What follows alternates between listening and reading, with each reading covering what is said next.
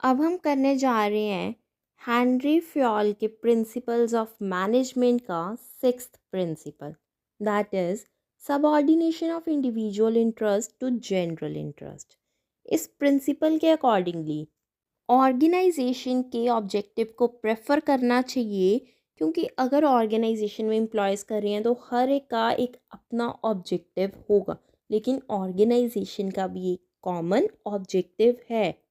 अगर हर एक इंडिविजुअल का ऑब्जेक्टिव ऑर्गेनाइजेशनल ऑब्जेक्टिव के साथ कॉमन हो जाएगा, सेम डायरेक्शन में हो जाएगा, तो कोई भी प्रॉब्लम रहेगी नहीं।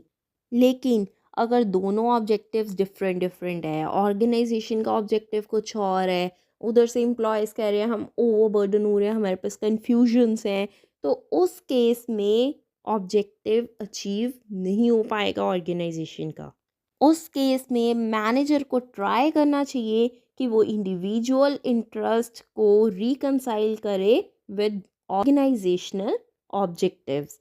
और अगर ये पॉसिबल नहीं हो पाता तो उस केस में ऑर्गेनाइजेशनल गोल को अब प्रेफरेंस मिलनी चाहिए। मैनेजर को डिसीजंस लेने चाहिए by giving the priority to the organizational interest, not to his personal interest.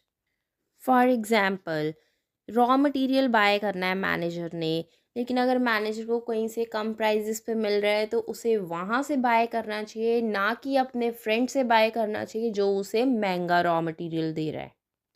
नहीं तो वो मिस यूज़ ऑफ पावर हो जाएगी।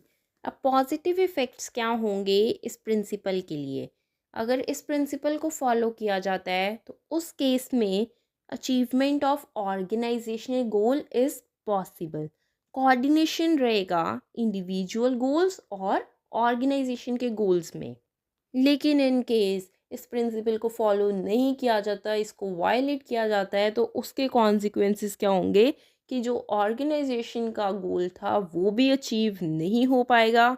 इंडिविजुअल्स को सफ़र करना पड़ेगा इन द लॉन्ग रन, क्योंकि अगर ऑर्गेनाइजेशन का गोल ही अचीव नहीं हो रहा है, हो सकता है कि कोई पेंडेमिक आ रहा है, एपिडेमिक आ रहा है, ऑर्गेनाइजेशन को सर्वाइवल भी ना बचे। तो इसलिए ऑर्गेनाइजेशनल गोल अचीव होना बहुत ज़रूरी है। इसी तरह की बिजनेस स्टडीज़ की और भी वीडियोस देखने के लिए इस चैनल को सब्सक्राइब ज़रूर करना।